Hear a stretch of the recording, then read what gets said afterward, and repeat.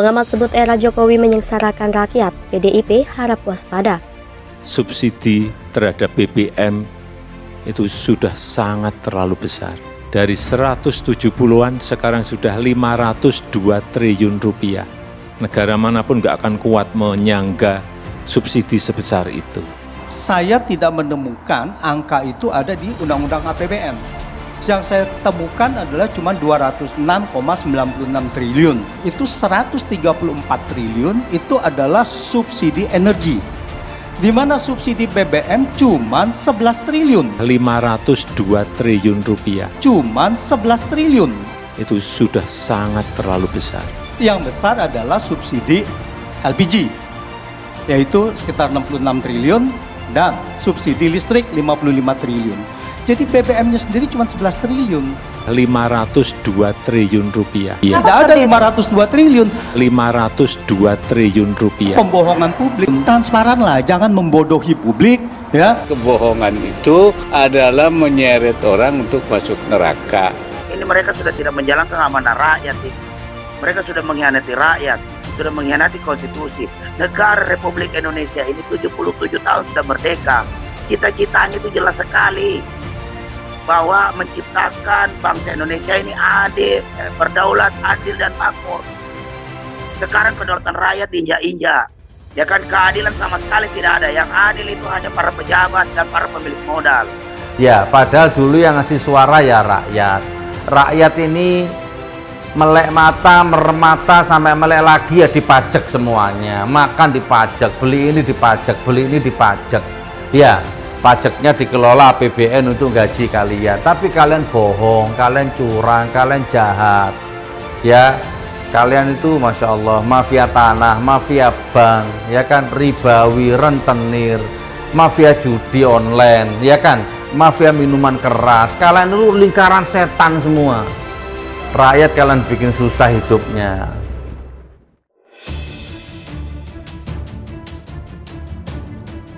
Pengamat politik Jerry masih menilai era pemerintahan Presiden Joko Widodo menyengsarakan rakyat. Jerry pun menyarankan pemerintah dan parpol mendukung penambahan subsidi bahan bakar minyak. Hal tersebut diucapkan untuk menyoroti Menteri Keuangan Sri Mulyani Indrawati menduga kuota BBM bersubsidi jenis solar dan pertalit akan habis pada Oktober. Dirinya juga menilai kehidupan rakyat lebih sengsara era Presiden Joko Widodo. Menurut Jerry, rakyat disusahkan dengan pemerintah yang menyebabkan masyarakat antri lantaran banyak harga komoditas setinggi langit. Jerry lantas menduga ada oligarki yang bermain dan membuat harga BBM fluktuatif. Oleh sebab itu, Jerry mengingatkan agar PDIP menghentikan langkah Jokowi. Menurutnya langkah Jokowi akan berimbas ke partai PDIP, bahkan bisa menyusahkan Ketua DPR Puan Maharani ke depannya. Kebijakan itu dilakukan setelah perekonomian masyarakat anjlok akibat pandemi COVID-19. Namun untuk penawarnya, pemerintah Indonesia bakal menyalurkan bantuan langsung tunai bahan bakar minyak. Namun BLT BBM itu hanya disalurkan selama 4 bulan saja. Presiden Joko Widodo mengatakan per bulannya masyarakat yang berhak mendapatkan Rp150.000. Presiden menyampaikan total penerima BLT pengalihan subsidi BBM di seluruh Indonesia mencapai 20,6 juta. Jokowi pun berharap penyaluran BLT ini bisa memperbaiki konsumsi masyarakat. Mereka yang mendapat bantuan ini adalah yang memiliki gaji maksimal Rp3.500.000 per bulan. Pemerintah sudah memberi sinyal akan menaikkan harga BBM jenis solar dan pertalit pada awal September 2022.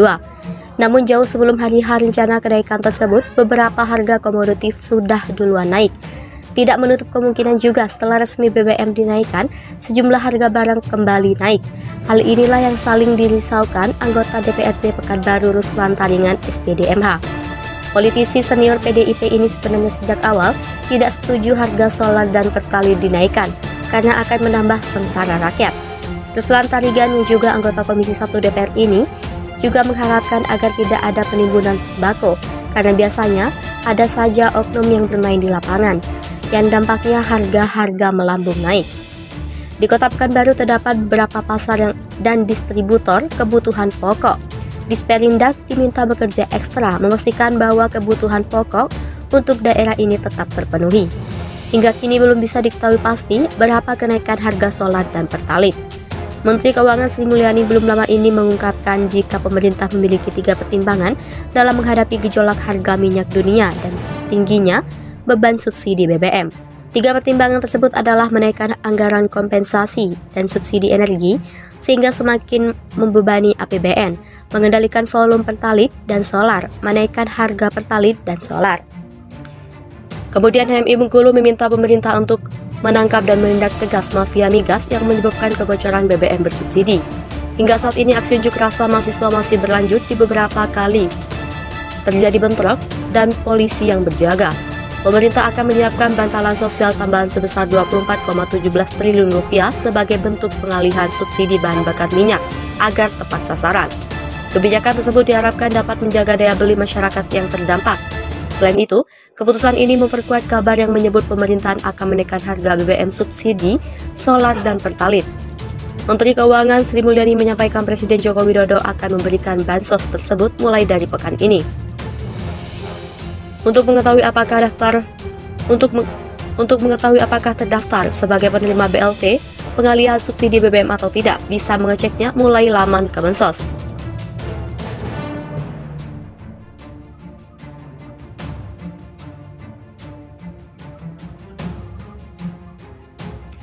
Berikut cara cek penerima BLT pengalihan subsidi BBM. Buka laman cek bansos. Buka laman cek bansos.kemensos.go.id, masukkan provinsi, kabupaten, kecamatan, dan desa atau kelurahan, masukkan nama PM atau penerima manfaat sesuai KTP. Ketik 8 huruf kode atau dipisahkan spasi sesuai yang tertera dalam kotak kode. Jika huruf kurang jelas, klik refresh untuk mendapatkan huruf kode baru, kemudian klik cari data. Selanjutnya, akan muncul data apakah terdaftar sebagai penerima bantuan dari Kemensos. Seperti diketahui, 3 bansos yang akan disalurkan yakni sebagai berikut. 1. BLT Rp600.000. Bantuan langsung tunai disalurkan dengan alokasi anggaran sebesar Rp12,4 triliun. Bansos ini menyasar 20,65 juta keluarga penerima manfaat KPM. BLT akan disalurkan oleh Kementerian Sosial melalui PT Pos Indonesia. 2. BSU Rp600.000. Selanjutnya bantuan subsidi upah diberikan dengan alokasi anggaran Rp9,6 triliun. Bantuan ini disalurkan oleh Kementerian Ketenagakerjaan. BSU akan diberikan kepada 16 juta pekerja sasaran yang masing-masing menerima sebesar Rp600.000. 3. Bansos dari Pemda. Pemerintah daerah diminta menyiapkan 2% dari dana transfer umum, yakni dana alokasi umum dan dana bagi hasil untuk pemberian subsidi di sektor transportasi. Subsidi ini diperuntukkan bagi angkutan umum hingga nelayan dan untuk perlindungan sosial tambahan. Pemda juga diminta agar melindungi daya beli masyarakat. Melansir Kompas.com, menurut Sri Mulyani, anggaran BLT dialokasikan sebesar Rp12,4 triliun untuk 20,65 juta keluarga penerima manfaat. Nantinya, setiap KPM akan menerima dana sebesar Rp150.000 sebanyak 4 kali yang disalurkan oleh Kemensos. Namun demikian, Kemensos akan menyalurkan bantuan sebanyak 2 kali masing-masing sebesar Rp300.000. Adapun menurut Risma, pemerintah menggunakan data KPM terakhir per September 2022 sebagai rujukan penerima bantuan BLT pengalihan subsidi. Baru-baru ini pemerintah siap memberikan bantuan langsung tunai atau BLT BBM di tengah-tengah rencana penaikan harga bahan bakar minyak. Direktur Jenderal Anggaran Direktur Jenderal Anggaran Isa Rahmatarwata menyatakan bahwa BLT BBM atau yang bisa juga disebut sebagai bantuan sosial alias bansos memiliki total anggaran sebesar Rp24,17 triliun.